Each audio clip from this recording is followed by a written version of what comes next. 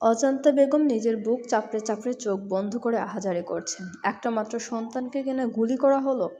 মা হিসেবে তিনি কিছুতেই মেনে নিতে পারছেন না। তার কান্নার সমাপ্তি ঘটালো তারই সন্তান। আরিয়ান বিরক্তিকর গলায় বলে, আম্মু, স্টপ ইউর মেলোড্রামা। আমার কিছুই হয়নি, চোখ মেলে তাকিয়ে দেখো।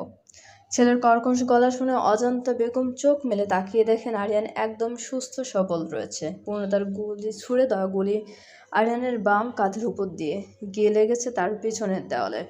শুধুমাত্র ভয় দেখানোর উদ্দেশ্যে পূর্ণতা গুলিটা ছুড়েছিল।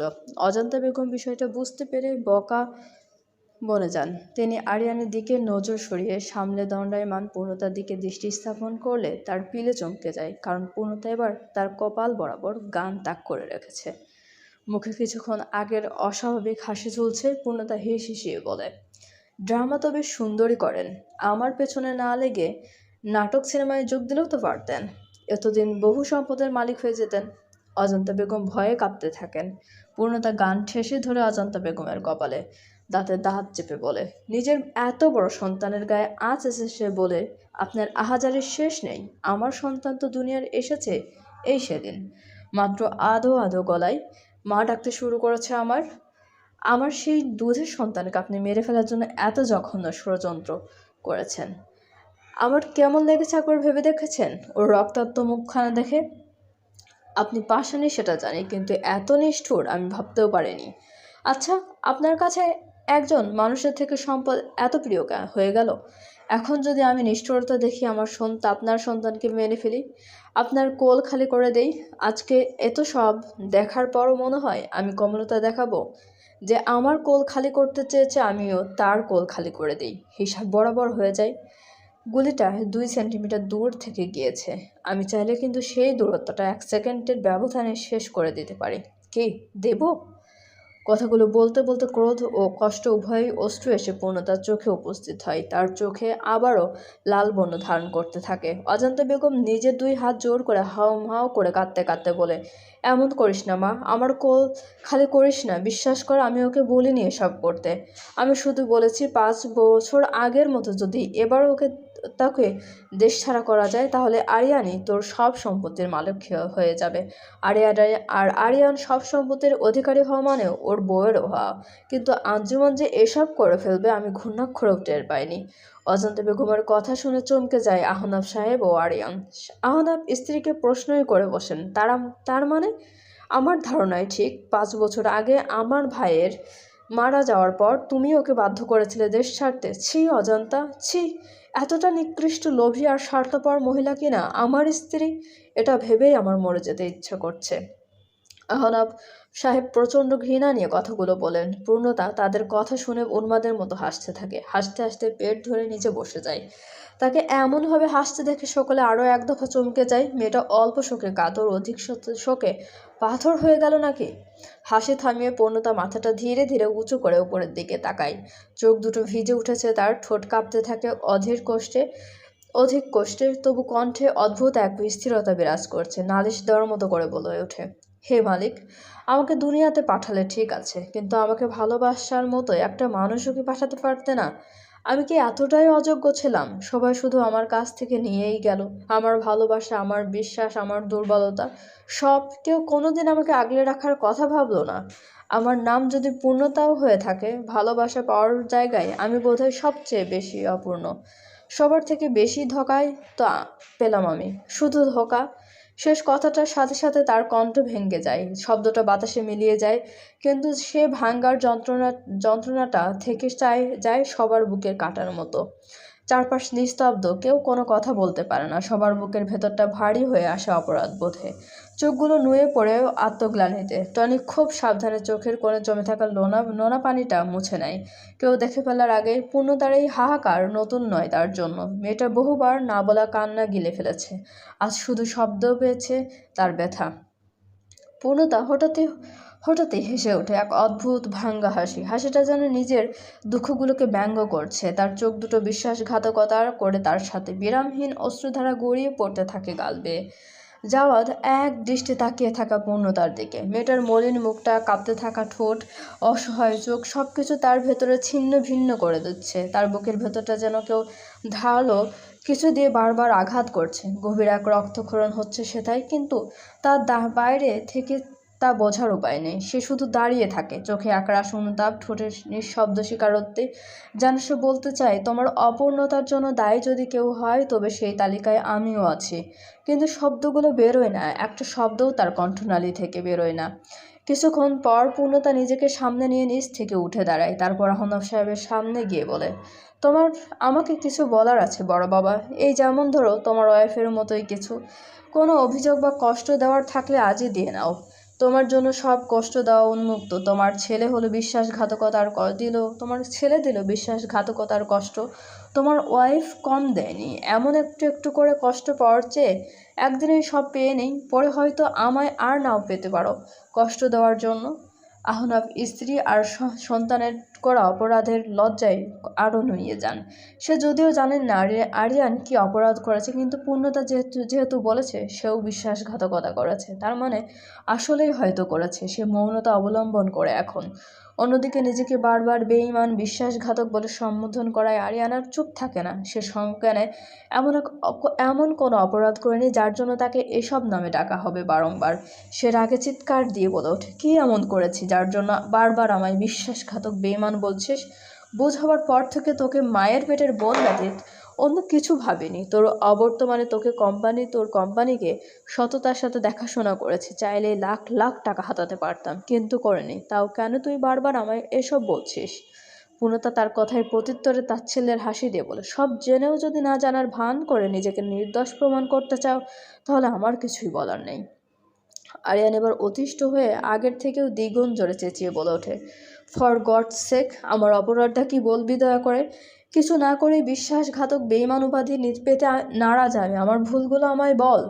পূর্ণতা আগের মতোই ভায়োলেন্ট হয়ে যায়, উচ্চস্বরে বলে, আমার সংসার ভেঙেছে যার কারণে তাকেই তুমি সব জানার পরও বিয়ে করনি, যার জন্য আমি মিথ্যা অপবাদ মাথায় নিয়ে সংসার থেকে বিতাড়িত হলাম, নিজের বাবাকে হারিয়েছি, যার ষড়যন্ত্রের কারণে আমার সন্তান বাবাবিহীন বড় হচ্ছে, সেই ব্যক্তিটির জন্য তার সব ভুল অদেখা করে ভালোবেসে বিয়ে করনি তুমি। এই নিকৃষ্ট মানুষটির জন্য আঞ্জুমানকে দেখিয়ে আমি বিগত 5টা বছর ধরে মানসিক ও শারীরিক যন্ত্রণার মধ্য দিয়ে যাচ্ছি।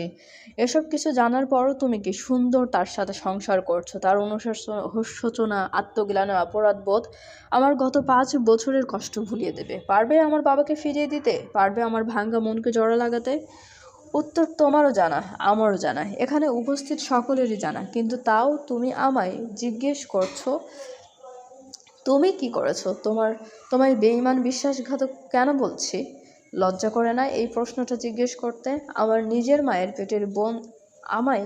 মায়ের পেটের বোন দাবি করো, অথচ আমার সাথে সবচাইতে বেশি অন্যায়কারীকেই ভালোবাসো, তার সাথে সংসার বেঁধেছো। ওয়াও, চমৎকার, চমৎকার, হাততালি হয়ে যাক। আরিয়ান স্তব্ধ হয়ে যায় পূর্ণতার কথা শুনে। আঞ্জুমান তার বোনের সংসার ভেঙেছে, কিন্তু কিভাবে? আর পূর্ণতা এসব কি বলছে? সে এসব জানবে কি করে? হ্যাঁ, তাদের বিয়েটা লাভ ম্যারেজ, কিন্তু সে তো এসব জানতো না। পূর্ণতার কথা শুনে আরও একজন ব্যক্তি অবাক হয়ে যায়। সে হলো জাওয়াদ। সে কিছুতেই বিশ্বাস করতে পারছে না আরিয়ান এসব জেনে আঞ্জুমানকে বিয়ে করছে। সে এগিয়ে আসে আরিয়ানের কাছে, বিভ্রান্ত মনকে শান্ত করতে শুধায়, আরিয়ান, তুমি এসব জানার পরও আঞ্জুমানকে কিভাবে বিয়ে করতে পারলে? তাছাড়া ও তো শুধু পূর্ণতাকেই কষ্ট দেয়নি, বরং তোমার নামেও কালেমা লেপন করেছে। এমন মেয়েকে বিয়ে করতে পারলে? ভালোবাসো ভালো, কিন্তু এমন অন্ধ ভালোবাসা তো ভালো নাই। এই দেখো, আমি আজও ভুগছি নিজের মাকে অন্ধের মতো ভালোবেসে, বিশ্বাস করো। পূর্ণতা ও জাওয়াদের বেশিরভাগ কথাই আরিয়ান বুঝতে পারছে না। তার নামে কবি নোংরামি ছড়ালো রুহি। সে নিজের পক্ষেই সাফাই দিতে বলে, আপনারা দুইজন কি বলছেন? আমি কিছুই বুঝতে পারছি না। পূর্ণতার রুহি, তোর সংসার ভেঙেছে, কিন্তু কিভাবে? আমি তো শুনেছিলাম তোর শাশুড়ি আর জাওয়াদ ভাইয়ের কাজের যে কিনা তার বাগদত্তাও ছিল। তাদের কারণে জাওয়াদ ভাই তোকে ভুল বুঝে বাসা থেকে বের করে দিয়েছিল। নাটক করছো তুমি আমার সাথে? এমন ভাব করছো যেন তুমি কিছুই জানো না। আঞ্জুমান আর জাওয়াদ সাহেব এক্স ফিউন্সে একজনই। What the hell! পূর্ণতার কথা শুনে বিস্ময়ে যেন আরিয়ান কথা বলতেই ভুলে গিয়েছে। তার 28 বছরের জীবনে এত অবাক বা বিস্ময়কর ঘটনা ঘটেনি যা আজ ঘটছে। তার মাথা গোল গোল ঘুরতে থাকে, পায়ের শক্তি নিঃশেষ হয়ে গেছে বলে সে বোধ করে, তাই ধপ করে পেছনে থাকা সোফায় বসে পড়ে। এদিকে পূর্ণতা তার এমন রিয়াকশন দেখে নিজেই বিভ্রান্ত হয়ে যায়। সে ভ্রু কুঁচকে তাকিয়ে থাকে আরিয়ানের দিকে। সে বুঝতে পারছে না আজ আরিয়ান এমন না জানার নাটক করছে কেন। সেদিন সে যখন জিজ্ঞেস করলো তখন তো ঠিকই স্বীকার করলো, তাহলে আজ আবার এমন করছে কেন? নাকি নিজেকে নির্দোষ প্রমাণ করতে এমনটা করছে? তার মনে কেমন জানি সন্দেহ হয়। আজ আবারও পূর্ণতা রাশ ভারী গলায় বলল, কি হয়েছে? এমন একটা করছো কেন? নাকি নিজের আসল রূপটা প্রকাশ হয়ে যাওয়ার কারণে ভয় পাচ্ছ? আর আরে আমি আর এমন কে যার সামনে আসল রূপ প্রকাশিত হয়ে যাওয়ার ভয় পাচ্ছ? জ্বলে ভাসা খড়কুটোকে কেউ ভয় পায় নাকি? আরিয়ান পূর্ণতার কথা শুনে তার দিকে তাকায়। নিজেকে যথাসম্ভব সামলে নেওয়ার চেষ্টা চালায় ছেলেটা, কিন্তু এত সহজে তা পারে না। খানিক ধরা গলায় বলে, অকল্পনীয় কিছু সত্য জানার পর যেমন করাটা উচিত তাই করছি, বিশ্বাস কর। এর চেয়েও এক বিন্দু বেশি রিয়াক্ট করছি না। এবার অবাক হওয়ার পালা যেন পূর্ণতার। আরিয়ানের কথা তার এতদিনের জানাকে নিমেষেই ভুল প্রমাণ করে দেয়। সেই সাথে তার মনে থাকা অবিশ্বাসের পাহাড়ে একটু একটু করে ভাঙন ধরতে থাকে। পূর্ণতা বুঝে যায় এই খবিশ মেয়েটা এত পরিমাণে মিথ্যা বলে তাদেরকে বিভ্রান্ত করেছে, যার অন্ত অব্দি এখনও সে পৌঁছাতে পারেনি। তাই সকল মিথ্যের শেষ করতে সে আঞ্জুমানের কাছে গিয়ে তার চুলের মুঠি শক্ত করে চেপে ধরে নিচ থেকে টেনে দাঁড় করায়। তারপর টনির উদ্দেশ্যে বলে, টনি, কিছুদিন আগে আমার গাড়ির ব্যাটারির জন্য এক বোতল এসিড আমি নিজের হাতে কিনেছিলাম। সেগুলো গাড়ির ডিকিতে আছে এখনো। যাও গিয়ে নিয়ে আসো তো। আজ এই অসম্মানীয় অমানবীয় মিথ্যুকের রানীর সকল মিথ্যা বের তো করবো ওর পেট থেকে। সেই সাথে ওর ত্বককে এভারগ্রিন রাখার জন্য এসিড থেরাপিও দেব। একমাত্র ভাবি আমার, তার প্রতি আমার একটা দায়িত্ব কর্তব্য আছে না? দৌড়ে গিয়ে নিয়ে আসো তো ভাই। পূর্ণতার কথা শুনে তার পরিবারের সবাই ভয় তো পায়। তাদের সাথে যোগ হয় ভাড়ায় আসা গুন্ডাগুলো। এমন সাইকো পাবলিক তারা নিজেদের জীবনেই প্রথম দেখলো কিনা। তাই বেচারাদের ভয়ে গলা শুকিয়ে কাঠ হয়ে গিয়েছে। উপস্থিত সকলের বোঝা শেষ পূর্ণতা যে কঠিন মানসিক রোগে আক্রান্ত। নাহলে এমন চিন্তা ভাবনা কোনো সাধারণ মানুষের জন্য করা ইম্পসিবল। পূর্ণতা কিছুক্ষণ আগের হাত ভাঙা থেরাপি আর চেহারা ভস্কানো থেরাপি নিয়ে আঞ্জুমান এমনিতেই লটকে আছে। অতিরিক্ত মার খাওয়ার চেতনায়ও নেই তার তেমন। এরই মাঝে আবার অ্যাসিড থেরাপি। আঞ্জুমান হু হু করে কেঁদে উঠে পূর্ণতার পা ধরে বিনীত করে বলতে থাকে, আমাকে মাফ করে দাও প্লিজ, এমনটা করো না, আমি আমি আমি সব সত্যি বলছি। আঞ্জুমানের চুল ধরে রাখা পূর্ণতার হাতটি আরও শক্তপোক্ত অবস্থান নেয়। এমনভাবে চুলের মুঠি ধরে আছে মনে হচ্ছে মাথাটা ত্বক থেকে উঠিয়ে নিয়ে আসবে চুল। পূর্ণতা রেগে হিসিয়ে বলে, পেটের মধ্যে আর একটা কথাও যদি রেখেছিস আর আমি যদি পরে তা জানতে পারি তাহলে সেদিন তোকে এসিড দিয়ে গোসল করাবো। আঞ্জুমান ভয়ে কাঁপতে কাঁপতে মুখ খুলে সে বলে, আরিয়ান 5 বছর আগের কিছুই জানতো না। আমি ওকে শুধু বলেছিলাম আমি আমার এক কাজিনকে ভালোবাসি। ইমোশনাল কথাবার্তা বলে বোঝাই আমার মতো অসহায় কেউ নেই, আর ও যাতে আমায় ছেড়ে না যায়। এটাও বলি ওর পরিবারের যদি কেউ আমার অতীত জানতে চায় তাহলে ও যেন বলে আমার সব জেনেই ওই বিয়েটা করেছে। সেদিন তোমায় বলা কথাগুলো সবই আম্মা আর আমার প্ল্যান ছিল। একদিন আমি আর তুমি কিচেনে কথা বললাম না, সেদিন উনি আড়াল থেকে সেসব শুনে ফেলেন এবং আমায় বলেন আরিয়ানের প্রতি তোমার বিশ্বাসকে নড়বড়ে করে দিতে। তোমার আর আরিয়ানের সম্পর্কটা নষ্ট হলে তোমাকে এই বাড়ি থেকে তাড়ানোটা সহজ হবে। যেহেতু উনি সব জেনেই গিয়েছিলেন, আরও হুমকি দিয়েছিলেন ওনার কথা মতো না কাজ করলে আরিয়ানকে জানিয়ে দেবে। আরিয়ান জানতে পারলে হয়তো আমায় ছেড়েও দিতে পারতো, কারণ ও তোমাকে নিজের বোনের মতোই ভালোবাসে। তাই আমি নিজেকে বাঁচাতে আম্মার কথা মতোই কাজ করি। এতে আমি যেমন দোষী উনিও দোষী। অজন্তা বেগম নিজের হয়ে সাফাই গাইতে চান, কিন্তু তখনই সকলকে অবাক করে দিয়ে আহনাফ সাহেব তাকে থাপ্পড় মেরে বসেন। 37 বছরের সংসারে আজই প্রথম তিনি স্ত্রীর গায়ে হাত তুলতে বাধ্য হলেন। স্ত্রী ভৎসনা করে বললেন, তুমি কি আদৌ মানুষ? সামান্য সম্পত্তির লোভে তুমি কি করেছো এই এতে মেয়েটার সাথে? আরে আজ মরলে কাল দুদিন, কি হবে এত সম্পত্তি দিয়ে? নিয়ে যেতে পারবে ওই 3.5 হাত মাটির ঘরে? বা তোমার ছেলে পারবে এত সম্পত্তি নিজের সাথে করে নিতে? এই সম্পত্তির জন্য এত কর্মকাণ্ড করেছো, এতে মেয়েটাকে আগলে নেওয়ার বদলে দূরে সরিয়ে দিয়েছো। কাল হাসরের ময়দানে এসবের জবাব দিতে পারবে।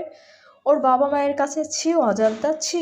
এত লোভী নিকৃষ্ট মেয়ে মানুষ তুমি, আমি ভাবতেও পারিনি। স্বামীর ভৎসনায় অজান্তা বেগম গালে হাত দিয়ে নিচের দিকে তাকিয়ে থাকেন। একটু টু শব্দও মুখে বের করার সাহস পান না তিনি আর। পূর্ণতার মনের সকল সংশয় দূর হয়ে যায়। সে টনিকে বলে পুলিশ ডাকতে। আঞ্জুমান অনেক কাকুতি মিনতি করে তাকে পুলিশে না দেওয়ার জন্য, কিন্তু কেউ তার কথা শোনে না, এমনকি আরিয়ানও না।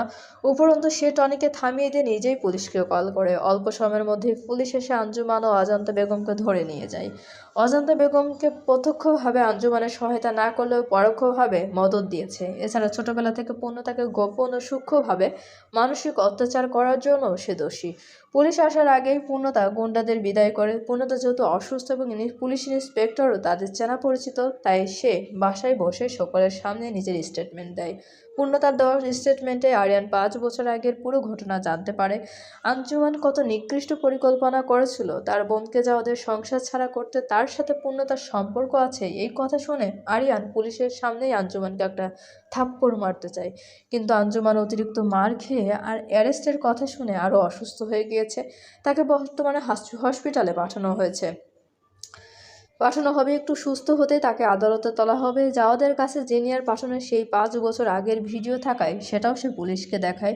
সেই সাথে পূর্ণতা তাদের বাসায় সিসিটিভির ফুটেজও কপিও ইন্সপেক্টরকে সেন্ড করে। যদিও আঞ্জুমানকে এহেনভাবে মারার জন্য পূর্ণতার উপরও কেস লাগার সম্ভাবনা থেকেই যায়, কিন্তু পূর্ণতা এক্ষেত্রে একটু অনৈতিকতা অবলম্বন করে। পুলিশ আঞ্জুমানে আর অজান্তা বেগমকে ধরে নিয়ে যাওয়ার পরপরই পূর্ণতার ফোনে কল আসে। হসপিটাল থেকে আরোয়া কল দিয়েছে। তাজ ওদের ঘুম ভেঙে যাওয়ার পর অনেকক্ষণ হয়েছে, মাকে দেখেনি বলে কান্নাকাটি করছে। এত সব ঘটনার মধ্যে কারো সময়ের খেয়ালই ছিল না বিন্দুমাত্র। রাত হয়ে গিয়েছে। পূর্ণতা টনিকে নিয়ে পুনরায় হসপিটালের উদ্দেশ্যে রওনা হয়। যাওয়াদের আর কাজ কি বউয়ের পেছন দৌড়ানো ছাড়া, তাই সেও ছুটে পূর্ণতার পেছন পেছন চলবে। গল্পটি আপনাদের কেমন লাগছে অবশ্যই কমেন্ট করে জানাতে ভুলবেন না এবং চ্যানেলটি সাবস্ক্রাইব করে আমাদের সঙ্গে থাকুন। অনেক ধন্যবাদ আমাদের চ্যানেলের সঙ্গে থাকার জন্য।